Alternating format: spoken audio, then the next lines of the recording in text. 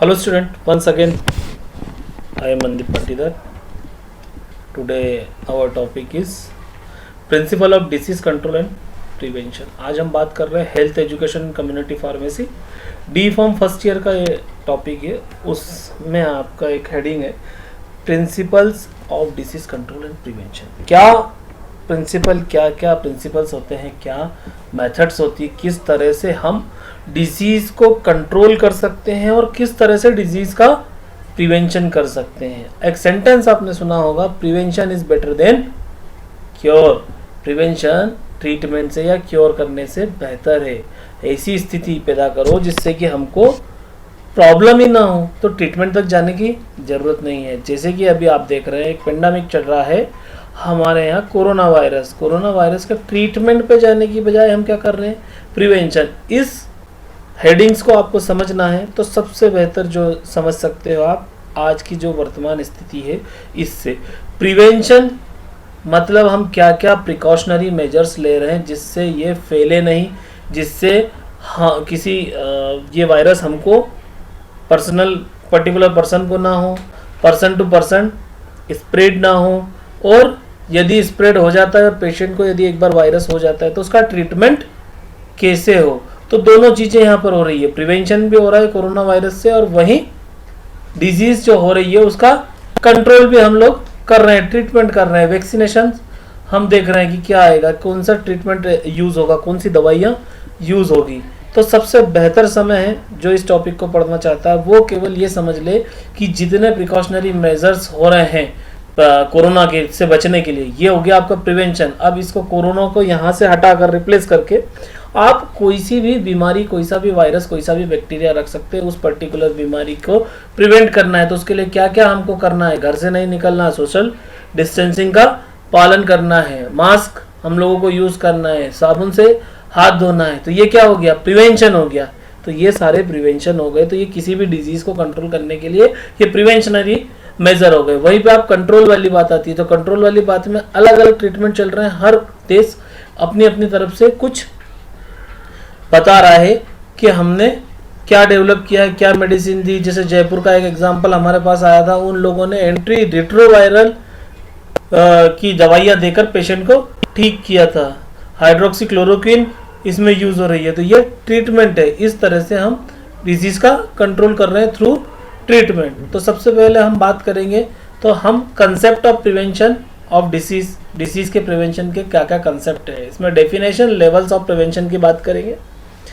Disease control में हम disease control किस तरह से कर सकते हैं, डिसीज इलिमिनेशन और इरेडिकेशन की हम बात करेंगे, मॉनिटरिंग, सर्विलांस, कंक्लूजन और रेफरेंसेस। अब कंसेप्ट ऑफ प्रिवेंशन, जैसा कि मैंने पहले ही क्लियर करा, नाम से ही हमको पता आ गया कि हमको प्रिवेंशन करना है, किस तरह से करना है, क्या क्या प्रिकॉशनरी मेजर्स हम ले सकते हैं जिससे हमको डिजीज ना हो। अब वो डिजीज बैक्टीरियल है, वायरल है, कोई सी भी हो, लेकिन केवल प्रिवेंशन करना है। इससे यदि बात करते हैं तो activities designed to protect patient and other member of the public from actual और potential health threat and their harmful consequence. जो भी एक्टिविटी डिजाइन देंगे आप, किसके लिए, प्रोटेक्शन के लिए, किसको, पेशेंट या जो पर्टिकुलर पॉपुलेशन है, पब्लिक है, उसको किससे, जो थ्रेट है, जो पोटेंशियल थ्रेट है, हार्मफुल कंसिक्वेंस किसके, जो डिजीज होगी, जो बैक्टीरिया है, जो वायरस है, उससे प्रोटेक्ट करने की एक्टिविटी को हम बोलते हैं prevention.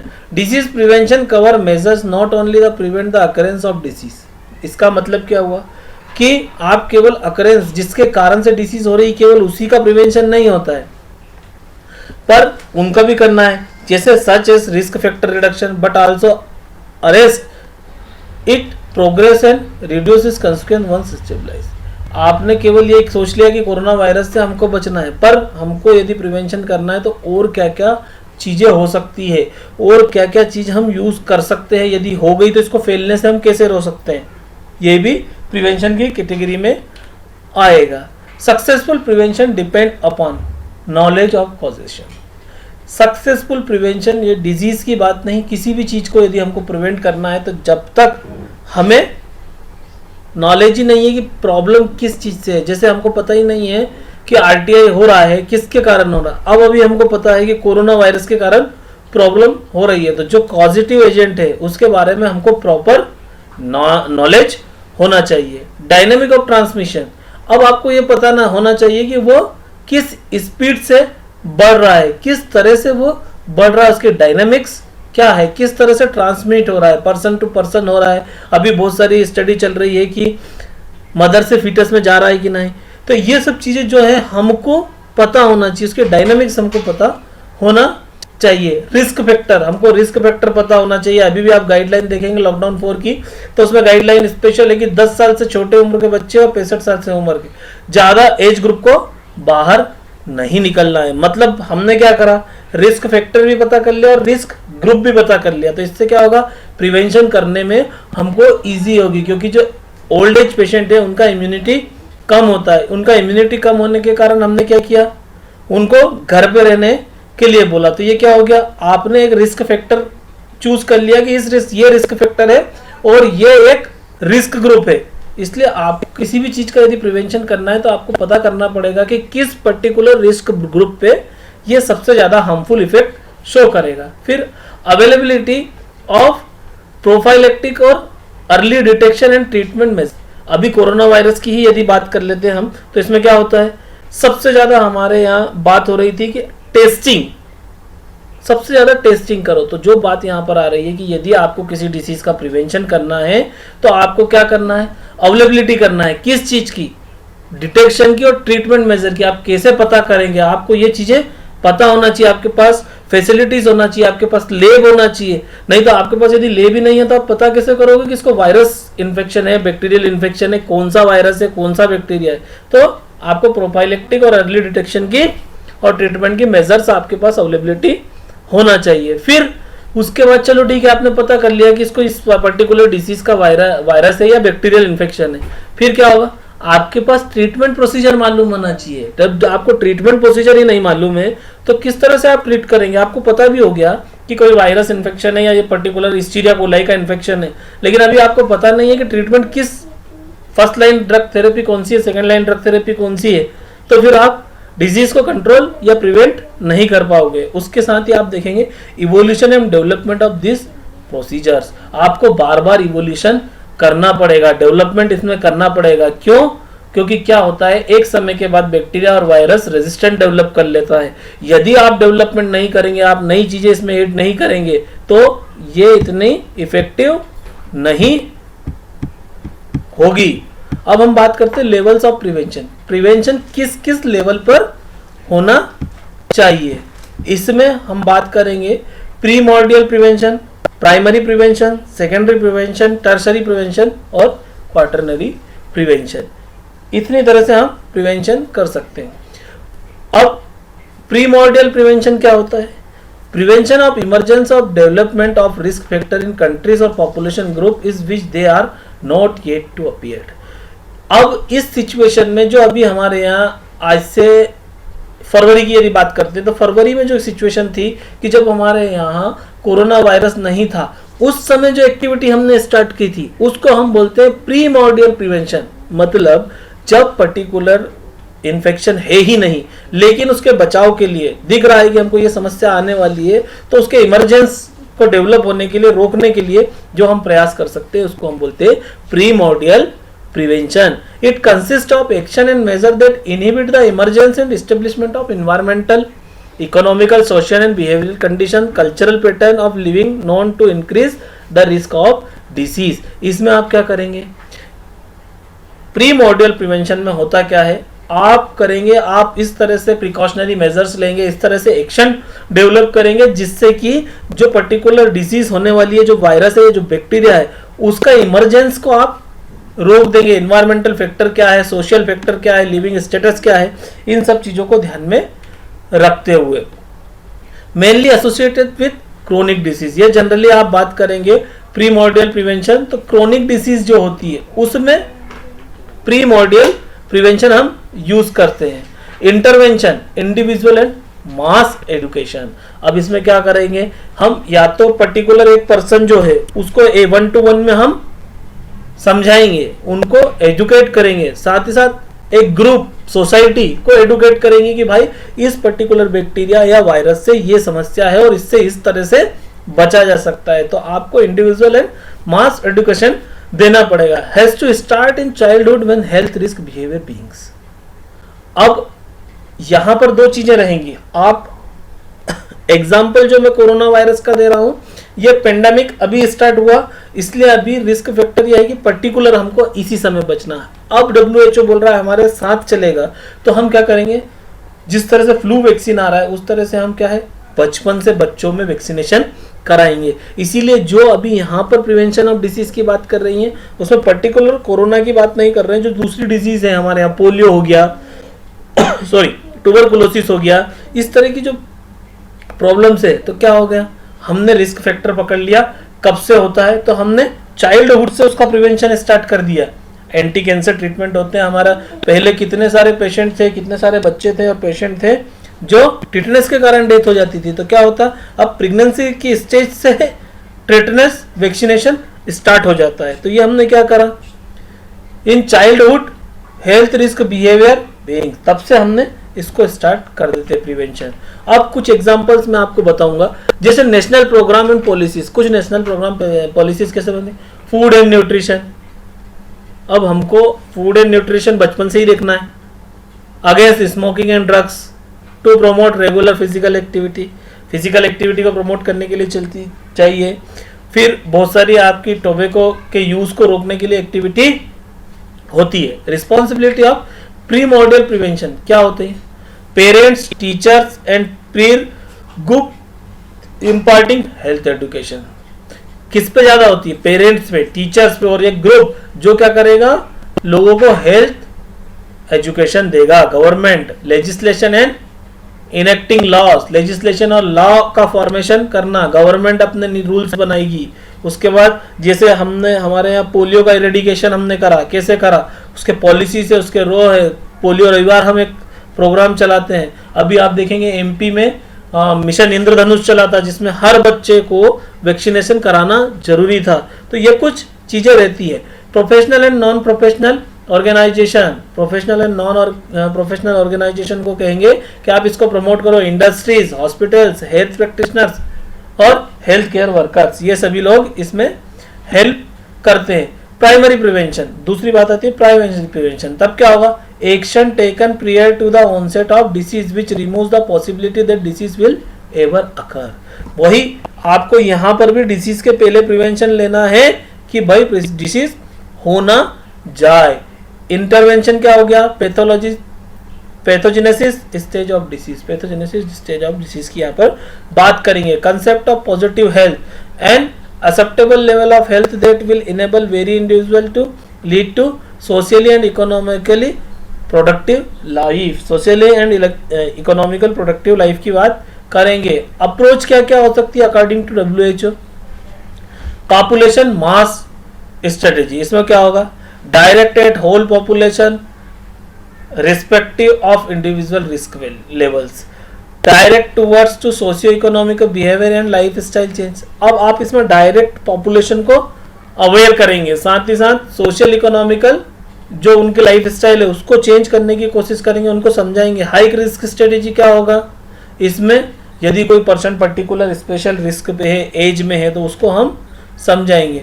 Achievements of primary prevention, controlling disease like cholera, क्या क्या अचीवमेंट है, कंट्रोलिंग कैसे कंट्रोल करेगा, cholera, typhoid, dysentery, plague, tuberculosis by rising standard of living.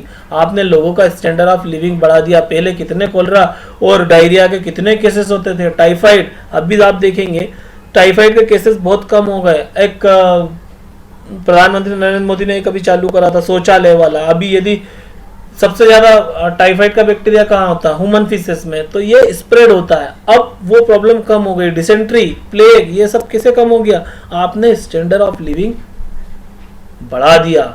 Historic approach, modes of intervention, health promotion, specific protection, आपने health promotion को बढ़ा दिया, किस किस तरह से आप ट्रीटमेंट और ये सब कर सकते हैं। और वहीं स्पेसिफिक प्रोटेक्शन आपने कर दिया, आपने समझा दिया लोगों को किस तरह से बचा जा सकता है। हेल्थ प्रमोशन की यदि यहां पर बात करेंगे तो process of enabling people to increase control over and to improve health, आपने क्या करा हेल्थ प्रमोशन में, आपने लोगों को तैयार करा किस चीज के लिए, डिसीज पे कंट्रोल करने के लिए और उनकी हेल्थ को इम्प्रूव करने के लिए अभी हम बात कर रहे हैं, हमारे यहाँ आरोग्य सेतु ऐप और दूसरा हमारे आयुष विभाग ने बोला आप डिफरेंट चीजें आयुर्वेदिक ले, साइट्रस फ्रूट ले, जिससे आपकी इम्यूनिटी बूस्ट होगी। तो क्या हुआ, आपका इंप्रूवमेंट कराना आपकी हेल्थ में, यही चीज हो गई आपकी health promotion. Not direct against any particular disease, किसी डिसीज के अगेंस्ट काम नहीं हो रहा है। यहाँ हेल्थ प्रमोशन में क्या हो रहा है, पर्टिकुलर व्यक्ति की हेल्थ को प्रमोट किया जा रहा है, जिससे उसकी बॉडी किसी भी बैक्टीरिया और वायरल इन्फेक्शन के प्रति उसकी रोग प्रतिरोधक क्षमता बढ़ जाए। तो क्या होगा, योगा करने का सब लोग बोल रहे हैं, च्यवनप्राश का आप ये बोल रहे हैं, उसके साथ ही गर्म पानी, साथ ही साथ क्या बोल रहे हैं, ग्रीन टी, ये सब क्या है, आपकी हेल्थ और आपकी इम्यूनिटी को बूस्ट कर रहे हैं। Intervention of this area, health education करेंगे, प्रोग्राम्स रहेंगे हेल्थ एजुकेशन के पर्टिकुलर एरिया में, लोगों को प्रमोट करेंगे। एनवायरमेंटल मॉडिफिकेशन, आप जिस तरह से व्यक्ति रह रहा है, आज जिस सराउंडिंग में रह रहा है, उसको ठीक करेंगे। न्यूट्रिशनल इंटरवेंशंस, न्यूट्रिशनल इंटरवेंशंस की बात करेंगे तो न्यूट्रिशनल सप्लीमेंट्स के बारे में बताएंगे। और life style and behaviour change, व्यक्ति का लाइफ स्टाइल चेंज करेंगे, ठीक है। फिर स्पेसिफिक प्रोटेक्शन की यदि बात आती है तो स्पेसिफिक प्रोटेक्शन हम कौन से करेंगे, effort direct towards protection against specific disease, particular disease के इन्फेक्शन को रोकने के लिए आप क्या क्या कर सकते हैं। सबसे पहला, अभी तो हम बात कर रहे हैं प्रोटेक्शन, हम अपने आप को कैसे करेंगे, सैनिटाइजेशन करके और ये सब चीजें करके। फिर इंटरवेंशंस में क्या आएगा, इम्यूनाइजेशन, जिसमें अभी बात कर रहे हैं। यूज ऑफ स्पेसिफिक न्यूट्रिएंट्स, अभी हम क्या बात कर रहे हैं कि विटामिन सी से आपकी इम्यूनिटी बढ़ रही है। कीमो प्रोफाइलेक्सिस करेंगे। Protection against occupational hazards, protection against occupational hazards मतलब कोई आर्सेनिक प्लांट में काम कर रहा है या जहां पर कुछ प्रॉब्लम्स हो सकती है, जहां काम करने पर कुछ प्रॉब्लम होती है, जैसे स्टेरॉइड की प्रोडक्शन में जो व्यक्ति काम करता है उसको कैंसर होने की संभावना है, तो वहां पर स्पेशल प्रोटेक्शन करेंगे। प्रोटेक्शन अगेंस्ट एक्सीडेंट्स, अब एक्सीडेंट प्रोटेक्शन, इसमें क्या होगा कि अचानक से गलती से कुछ ना हो जाए। प्रोटेक्शन फ्रॉम कार्सिनोजेंस, कैंसर पैदा करने वालों से बचे। अवॉइडेंस ऑफ एलर्जेंस, जो एलर्जिक कंडीशन है, जो एलर्जेंस है, उसके कांटेक्ट में आने से बचाएंगे। फिर सेकेंडरी प्रिवेंशन क्या होता है, action which halts the progress of the disease at its incipient stage and prevents complications। अब सेकेंडरी प्रिवेंशन कब होगा, जब इन्फेक्शन तो हो गया तब हम स्टार्ट करेंगे प्रिवेंशन। प्राइमरी प्रिवेंशन के बावजूद भी कुछ स्थिति ऐसी बनी कि इन्फेक्शन हो गया, तब हम किस स्टेज में आ गए, सेकेंडरी प्रिवेंशन की। अब इस सेकेंडरी प्रिवेंशन की स्टेज में हम क्या करेंगे, कुछ ऐसे मेजर्स लेंगे जिसके कारण से जो एक पर्टिकुलर स्टेज पे आ गया है वायरल इन्फेक्शन या बैक्टीरियल इन्फेक्शन, वो उससे आगे ना बढ़े और कॉम्प्लिकेशंस ना बढ़े। इसमें क्या होगा, अर्ली पैथोजेनेसिस स्टेज, जो स्टेज अभी इंडिया में चल रही है कोरोना पेंडेमिक की, वो यही स्टेज है कि हम सेकेंडरी प्रिवेंशन कर रहे हैं। इन्फेक्शन तो हमारे यहाँ हो गया, लेकिन ज्यादा फैले नहीं, ज्यादा फैलने के साथ कोई कॉम्प्लिकेशंस ना हो, तो अर्ली पैथोजेनेसिस कर रहे हैं स्टेज। अर्ली पैथोजेनेसिस स्टेज है, इसमें तो आप क्या करेंगे, ट्रीटमेंट और मेडिसिन का यूज करेंगे। ड्रॉबैक क्या हो गया, ड्रॉबैक जो सबसे बड़ी प्रॉब्लम है, more expensive than primary prevention, ये प्राइमरी प्रिवेंशन से बहुत ज्यादा।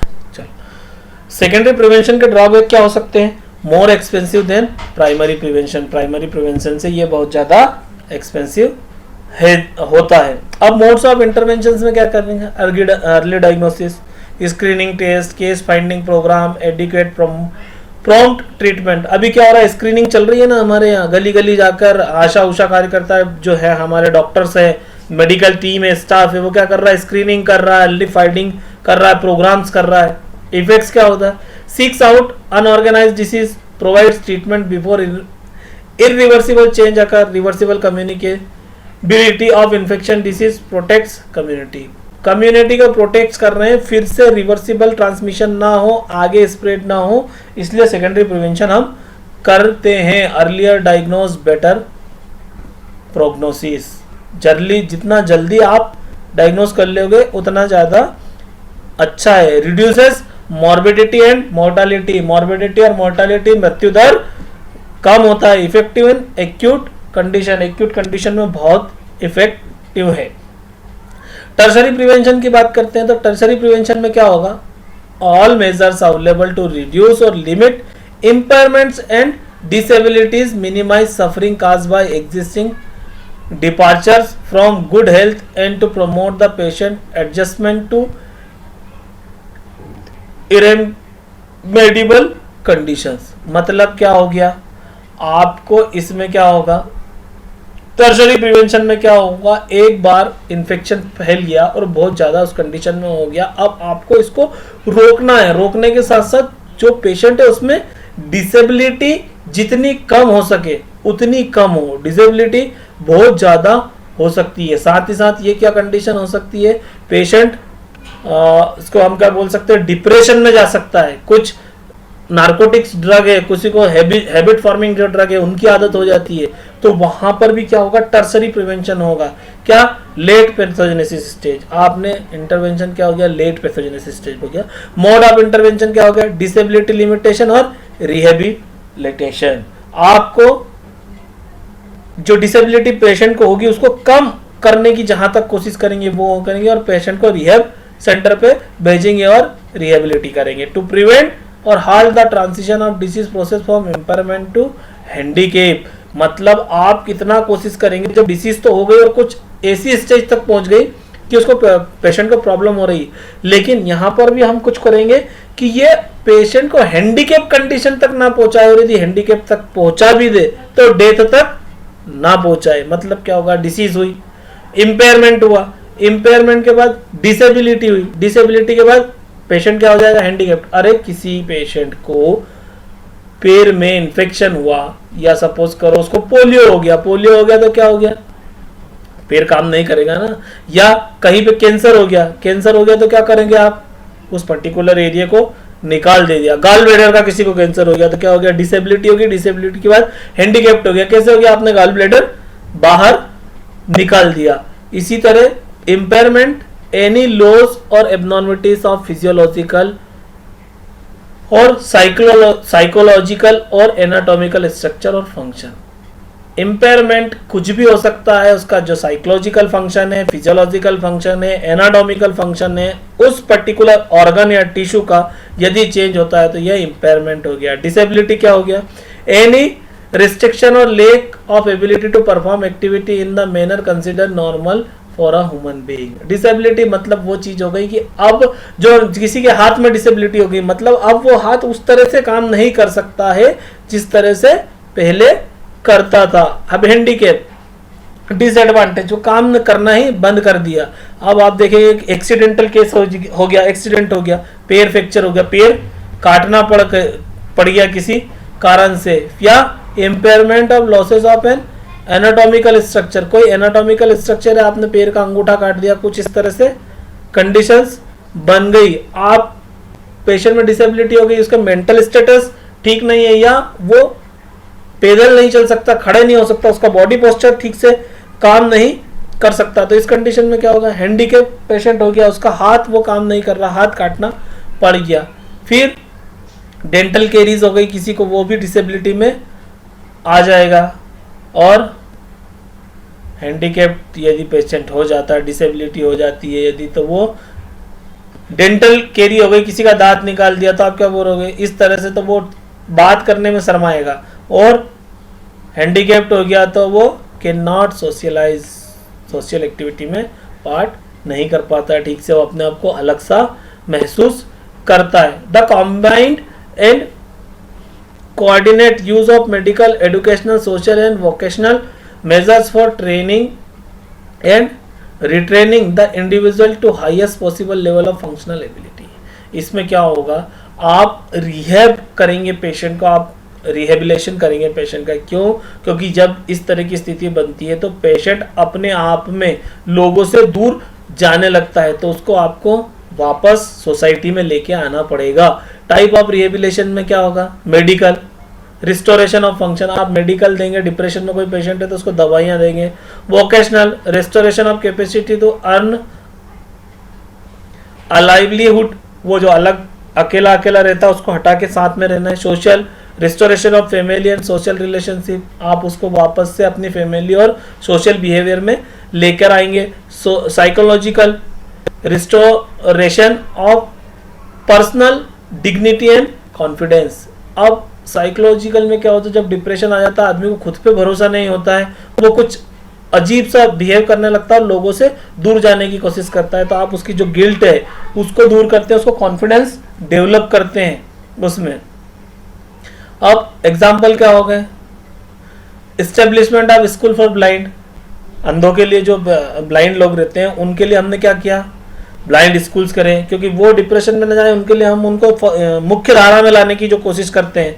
प्रोविजन ऑफ एड्स क्रिपल्ड, जो पेशेंट जो provision of aids for crippled, exercise in neurological disorder, अभी बहुत सारे लोगों को जो लकवा हो जाता है वो अपने आप को छुपा के रखते हैं, तो एक्सरसाइज करेंगे जिससे क्या होगा, पेशेंट के बॉडी मूवमेंट में कोशिश होगी। Prosthetic restoration of lost tooth, कभी कभी क्या होता है किसी डेंटल इन्फेक्शन में दांत निकल गया तो वहां पर दूसरा दांत लगा देंगे, तो जिससे उसका जो सोशल बिहेवियर है वो ठीक हो जाएगा। रिक्वायर्स जो वो लोगों से मुंह छुपाता था वो नहीं छुपाएगा। Requires cooperation for different section of society, cooperation जरूरी है हर अलग अलग सेक्शन से सोसाइटी के, किसी व्यक्ति को इस तरह के पेशेंट को अकेला ना छोड़ा जाए। Principle of tertiary prevention, tertiary prevention क्या हो सकता है प्रिंसिपल में, आप इनेबल टाइमली रिकवरी, आपको टाइमली रिकवरी करना है, रीस्टेबलाइज करना है, रिटेन करना है, रीमोटिवेट करना है पेशेंट को, रीसोशलाइज करना है और री इंटीग्रेट करना है। फिर क्वार्टरनरी प्रिवेंशन, क्वार्टरनरी प्रिवेंशन की यदि बात करते हैं हम तो क्वार्टरनरी प्रिवेंशन में क्या क्या हो सकता है, the action taken to identify patient at risk of over मेडिकलाइजेशन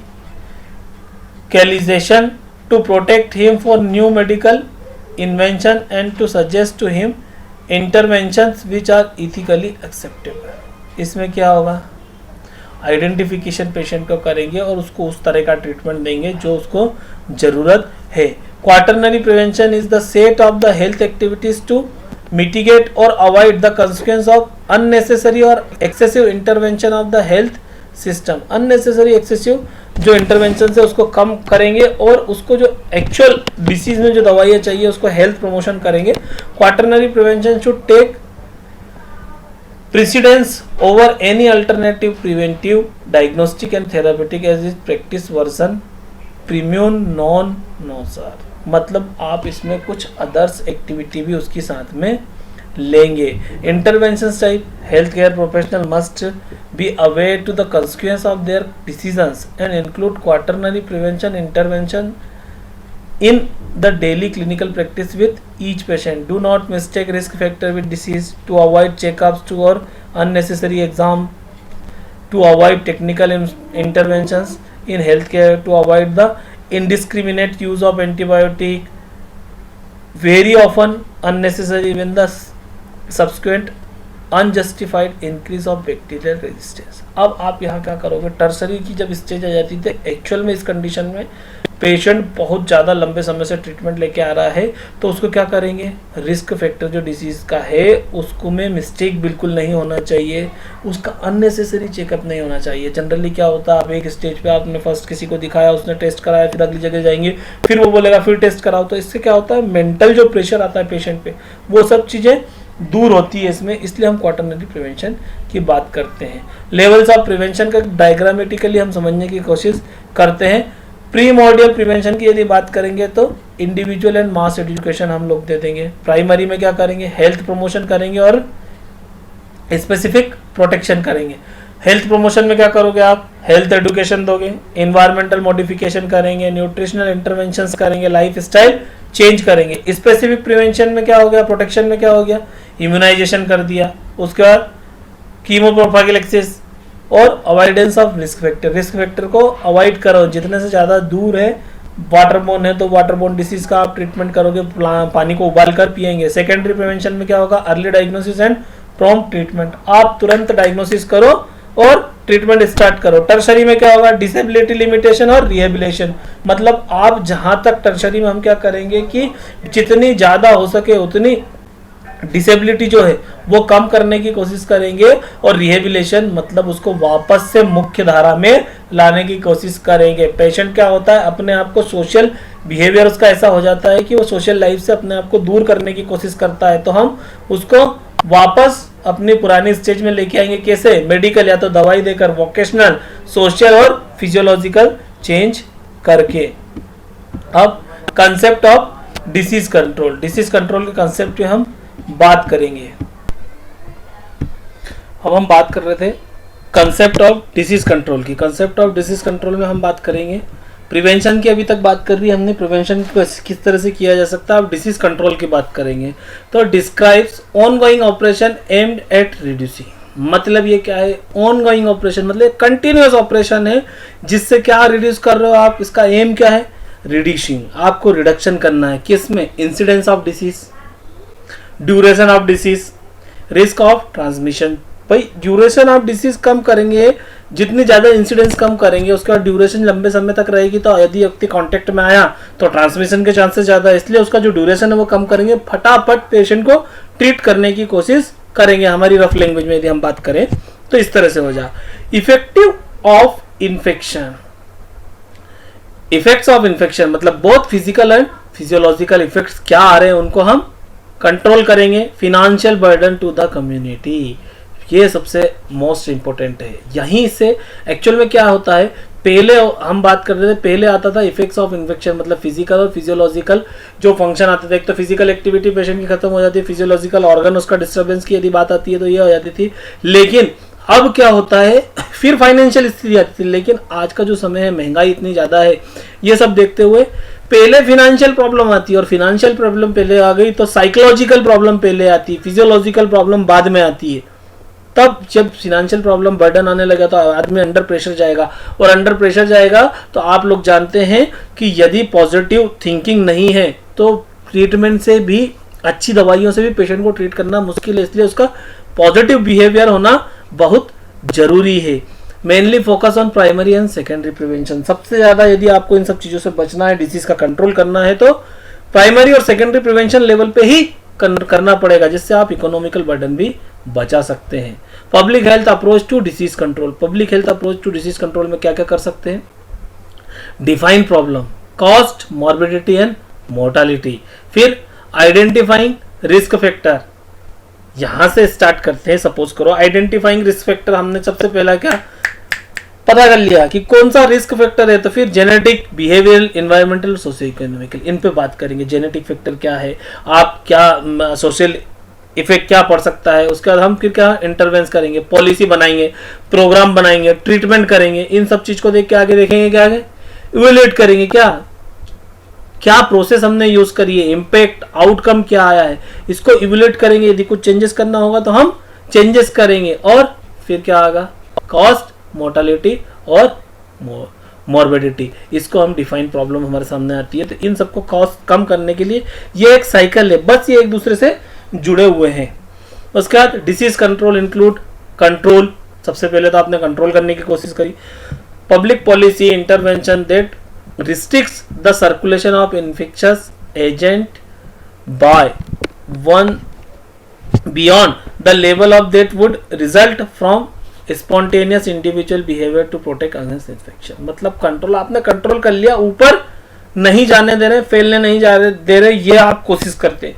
फिर दूसरी क्या प्रोसेस है, आप इलिमिनेशन करेंगे, जीरो, रिडक्शन, जीरो। आप उस पर्टिकुलर बीमारी को ही खत्म या बैक्टीरिया वायरस को ही खत्म करने की कोशिश करेंगे, इलिमिनेशन करेंगे उस पर्टिकुलर एरिया में। जियोग्राफिकल एरिया क्या होगा, तो जिससे क्या होगा कि डिसीज ना हो, इरेडिकेशन करेंगे, transmission of infection and extermination of the infectious agent, उसको इरेडिकेट करेंगे। और extinction the specific intravenous agent to longer exist in nature in the laboratory. जो भी कोरोना वायरस की स्थिति है वो एक्सटिंक्शन स्टडी में है, अभी हमारे पास उसके लिए कुछ नहीं है। ऑल और नॉन लॉ, सभी तरह की चीजें यहाँ पर हो जाएगी। Only one disease has been eradicate so far, smallpox. Smallpox को हमने इरेडिकेट कर लिया। और इरेडिकेशन अंडर में किस किस के हैं, पोलियोमाइलिटिस लगभग कर लिया, लेकिन फिर भी कुछ केसेस पोलियो के देखने को मिल सकते हैं। यास, मलेरिया आता है, मेलेस, मीजल्स, आपको देखने को मिलता है अभी इसको हमने पूरी तरह से इरेडिकेट्स नहीं किया, खत्म नहीं किया है। फ्रेमवर्क फॉर इरेडिकेशन, इरेडिकेशन के लिए फ्रेमवर्क क्या है, आपको बिल्कुल जड़ से इरेडिकेट मतलब जिसको हम जड़ से खत्म करना चाह रहे हैं उस बीमारी के लिए, उसके लिए फ्रेमवर्क आपने क्या बना रखा है।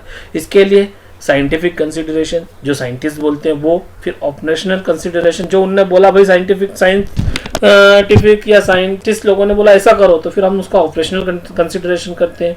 हम वैक्सीनेशन को बढ़ाते हैं, हम और चीज़ें देखते हैं कि इसको कैसे दूर कर सकते हैं, जो हमको साइंटिफिक या साइंटिस्ट लोग बोल रहे हैं उसको हम कैसे यूज कर सकते हैं। तीसरा पहलू जो सबसे इंपॉर्टेंट है वो economical consideration. Economical consideration most important है, क्योंकि हर एक आज जो हमारी स्थिति है हमारे देश की, पेइंग कैपेसिटी हर किसी की नहीं है। तो अभी आप देखेंगे कि शायद जो गवर्नमेंट्स के प्रोग्राम्स बहुत सारे हैं बच्चों के लिए, न्यूट्रिशन के लिए और आपका रिकेट्स के लिए, आपके वैक्सीनेशन के लिए। अब वैक्सीनेशन हर साल कुछ एडिशनल वैक्सीन गवर्नमेंट ऐड कर रही है, तो ये इकोनॉमिकल कंसिडरेशन है। इन सब चीज़ों को ध्यान में रखकर एक फ्रेमवर्क तैयार किया जाता है। फ्रेमवर्क ऑफ इरेडिकेशन में हम बात करेंगे साइंटिफिक कंसिडरेशन, ऑपरेशनल कंसिडरेशन और इकोनॉमिकल कंसिडरेशन। साइंटिफिक कंसिडरेशन आपको क्या बोलता है, साइंटिफिक कंसिडरेशन बोलता है कि जियोग्राफिक एंड एनवायरमेंटल कंट्रोल करेंगे। भाई पर्टिकुलर किसी जियोग्राफी में, अभी हमने बात करी थी जीका वायरस, अब जीका वायरस हमारे यहाँ होता है क्या, नहीं, तो जियोग्राफिकल और एनवायरमेंटल कंट्रोल करना पड़ेगा किस कंडीशन में है। और पोटेंशियल रिजर्वायर, आपके पास रिजर्वायर क्या है, ट्रांसमिसिबिलिटी किस तरह से ट्रांसमिट हो रहा है, नेचुरल रेजिस्टेंट टू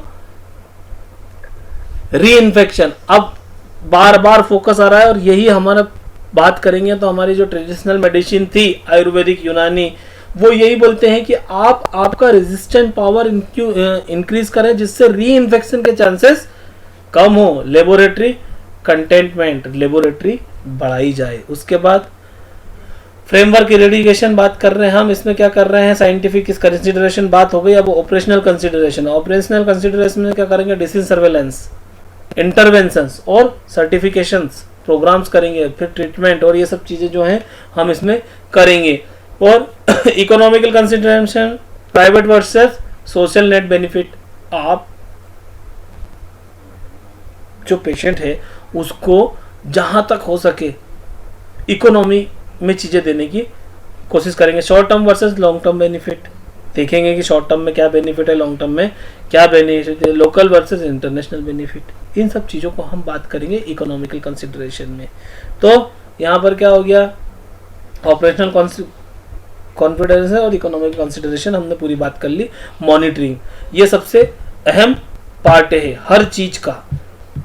चलिए, monitoring is the performance and analysis of routine measurement aimed at detecting change in the environment और health status of a population. आपको क्या करना है, मॉनिटरिंग क्या परफॉर्मेंस है, मॉनिटरिंग क्या है, आप एनालिसिस कर रहे हैं कि जो आपने डिटेक्शन किया, जो ट्रीटमेंट किया है, उससे जो पॉपुलेशन है उसको कितना फायदा हुआ, कितने तक ठीक हो गई। यदि बात करते हैं monitoring of air pollution, water quality, growth and nutritional status, हम बात करते हैं कि भाई अभी आप देखेंगे कोरोना काल में सब लोग घर में है तो हमारा एयर पोल्यूशन, वाटर पोल्यूशन कितना कम हो गया, गंगा में पानी शुद्ध आने लगा है, वैसे ही पॉल्यूशन बहुत कम हो गया है। ठीक है, न्यूट्रिशनल स्टेटस क्या है, ग्रोथ फैक्टर क्या है, ये सब चीजें आप देखेंगे, ये मॉनिटरिंग करेंगे। Also refers to perform the health service और हेल्थ प्रोफेशनल और the extent of patient compliance. Health service, health professional और पेशेंट की कंप्लायंस किस स्तर पर है। Surveillance, continuous scrutiny of the factor that determine the occurrence and distribution of disease and other condition of ill health। आपको बार बार scrutiny करना पड़ेगी, बार बार देखना पड़ेगा कि किस कारण से हो रहा है और डिस्ट्रीब्यूशन हो रहा है जिस डिसीज के कारण, उन फैक्टरों को और उस कंडीशन को आपको बार बार एनालाइज करना पड़ेगा, कितना कम हो रहा है, कितना नहीं हो रहा है। ऑब्जेक्टिव ऑफ सर्विलांस क्या होगा, to provide information about new and changing trends in the health state of population. आपको देखना पड़ेगा, अभी हम बात कर रहे हैं कोरोना वायरस हो गया, कोरोना वायरस का जिनको इन्फेक्शन हो गया वो ठीक होके आ गए, अब इनमें क्या चेंजेस होता है, पॉपुलेशंस में क्या चेंज हो रहा है, क्या ट्रेंड है, मेंटालिटी क्या बन रही है, to provide feedback which may be expect to modify policy and system. लोगों से फीडबैक लेना पड़ेगा, क्या उनकी स्थिति है, किस तरह से मॉडिफाई करें हम जो हमारी पॉलिसी से, उनको गवर्नमेंट ये कर रही है पॉलिसी, कितने अमेंडमेंट करें, 20 लाख 1000 करोड़ कितना 20 लाख करोड़ का वो राहत पैकेज दिया, ये सब क्या चीजें हैं, ये फीडबैक आपको उनसे लेना पड़ेगा। उसका क्या किस तरह से ट्रीटमेंट करें, इस तरह से ये सब चीजें आपको फीडबैक लेना पड़ेगा। Provide timely warning of public health disaster so that the intervention can be mobilised. क्या होगा, आपको टाइम टू टाइम वार्निंग देना पड़ेगी, टाइम टू टाइम कंडीशन बताना पड़ेगी कि आगे क्या हो सकता है। Surveillance is continuous process which involves 3 primary activities. Continue process है, ये चलती रहती है। क्या है, कलेक्शन किस चीज का, डाटा कलेक्शन किसका, स्पेसिफाइड पॉपुलेशन का, time period and geographical area, जिस एरिया में इन्फेक्शन हुआ उस इन्फेक्शन का एरिया का आपको क्या करना है, कलेक्शन करना है। किसका, डाटा का कलेक्शन करना है, वहाँ का एनवायरनमेंट क्या है, हेल्थ स्टेटस क्या है, वहाँ का वाटर पोल्यूशन कितना है, एयर पोल्यूशन कितना है, मीनिंगफुल एनालिसिस ऑफ डाटा। अब जब आपके पास डाटा आ गया तो लाके रखना तो नहीं है, उस डाटा का मीनिंगफुल एनालिसिस करना है, किस चीज के बढ़ने से क्या हो रहा है, किस चीज के कम होने से क्या हो रहा है। Routine dissemination of data with accompanying interpretation करना है, आपको बार बार चेक करना है डाटा से डाटा कि क्या चेंजेस हो रहा है। Duty of health care professional in surveillance, क्या क्या ड्यूटी हो सकती है। Identify and describe each individual having an infection as quickly as possible after exposure. अभी जो सिचुएशन है बिल्कुल सबसे अच्छा, मैं बार बार बोल रहा हूं कि प्रिवेंशन और कंट्रोल की यदि बात करना है, अभी सीखना है तो पेंडेमिक से सीखो। जो कोरोना है इसमें क्या कर रहे हैं, हम सब बोल रहे हैं जांच बढ़ाओ, तो सबसे पहले हमने टेस्टिंग बढ़ाई तो हमको क्या, इंडिविजुअल की हम स्क्रीनिंग कर रहे हैं, पता कर रहे हैं कि उसमें इन्फेक्शन हो गया, तो जितना जल्दी पता कर लेंगे एज पॉसिबल आफ्टर एक्सपोजर, जितना एक्सपोजर में हुआ जितना जल्दी पता करेंगे वो हमारे काम का है। Determine the source of infection का सोर्स क्या है। अभी तो हमको पता है कि कोरोना वायरस है, पर यदि किसी को नॉर्मल सर्दी खांसी है तो पता करना पड़ेगा ना तुरंत कि नॉर्मल वायरल है या कोरोना वायरस है, तो ये तुरंत करो। जांच में 2-3 दिन 4 दिन लेट हो रहे हैं, ये गलत है। Identify exposure individual to whom the infection may have been transmitted, आपको पता करना पड़ेगा किससे ट्रांसमिटेड हुआ है। आप हिस्ट्री ले रहे हैं ना हम यहाँ पर कि आप किसी को कोरोना हुआ तो उससे पूछेंगे पिछले 15 दिन 20 दिन में तुम कहाँ गए, किससे मिले, फिर उन सब लोगों को हम क्या कर रहे हैं, क्वारंटीन कर रहे हैं। Specify the frequency of occurrence of the infection in population group at risk by person place and time. अब इसकी एनालिसिस यदि आप न्यूज सुन रहे होंगे तो उसमें क्लियर आता है कि इतना % इतने दिन में बढ़े, 15 दिन में इतना हुआ, डबल रेट जो है हमारी 7 दिन में हो गई, 15 दिन में हो गई, तो ये आपको डाटा चाहिए। Identify population that are expressing और might experience and increase frequency of infection, आपको पता करना पड़ेगा कि पर्टिकुलर किस पॉपुलेशन में किस जगह पर हो रहा है, जिसको हम बोल रहे हैं ना कंटेनमेंट एरिया बना रहे हैं, रेड जोन कर रहे हैं, तो वो मतलब हमको सबसे पहले स्पीड से पता करना पड़ेगा और उसको ब्लॉक करना पड़ेगा। प्रिपरेशन, ये यहाँ पर कोरोना वायरस, दूसरी चीज़ है तो हमको उसको ब्लॉक करके, यदि वाटर बॉर्न डिसीज है तो वाटर को करेक्ट करना है, एयरबॉर्न डिसीज है तो वहाँ पर इस तरह से हमको प्रिवेंशन और कंट्रोल की स्थिति को देखना है। Prepare and distribute surveillance report to health care professionals participating in disease prevention and control activities. Prepare and distribute surveillance report. अब ये जो सर्विलांस रिपोर्ट आपने बना ली, इसको घर में रखेंगे क्या, नहीं, इसको आप ग्राउंड जीरो लेवल पे जो काम कर रहे हैं उन लोगों को देंगे, ताकि उनको पता पड़ेगा कि ये पर्टिकुलर एरिया में इन्फेक्शन ज्यादा आ रहे हैं, हमको यहाँ काम करना है। और क्या काम करना है, इसको रेड जोन करना है, रेड जोन के साथ इसको हमको एक लिस्ट करना है और इसको रोकना है, इनको बाहर नहीं निकलने देना है। बेसिक पैसिव सर्वेलेंस और एक्टिव सर्वेलेंस।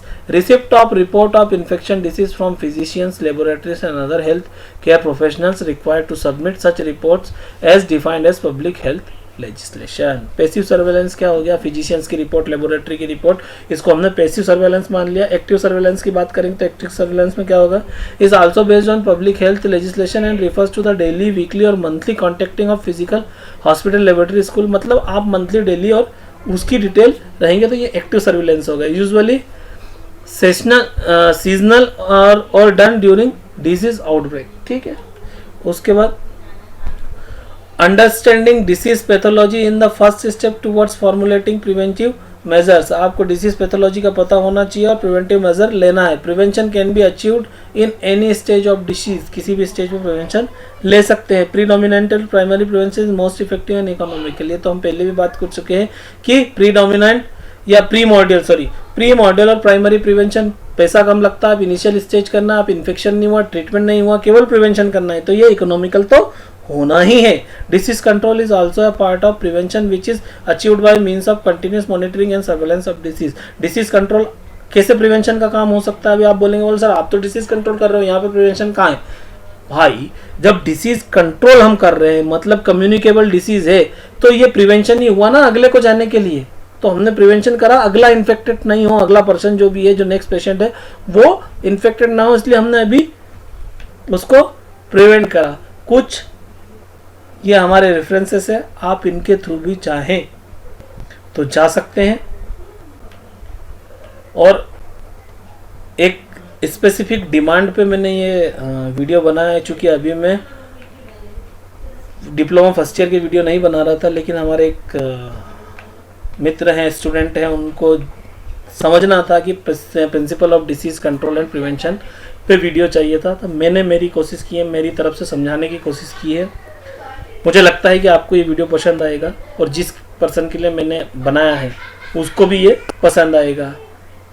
और यदि आपको किसी टॉपिक पे वीडियो चाहिए और मेरी तरफ से कुछ मदद चाहिए तो मैं बिल्कुल करने के लिए कोशिश करूंगा। ये ज़रूरी नहीं है कि जिस दिन बोला उसी दिन मैं कर पाऊँ, लेकिन डेफिनेटली आप यदि मुझे कुछ बोलेंगे तो मैं कोशिश करूंगा, मेरा 100% दूंगा कि मैं आपके कुछ काम आ सकूं, आपकी कुछ मदद कर सकूं। तो आप प्लीज़ मेरा ये वीडियो देखिए और यदि पसंद आए तो लाइक, शेयर और कमेंट्स कीजिए और साथ ही साथ सब्सक्राइब कीजिए चैनल को, तो आगे के वीडियो भी आपको मिलते रहे। Thank you very much.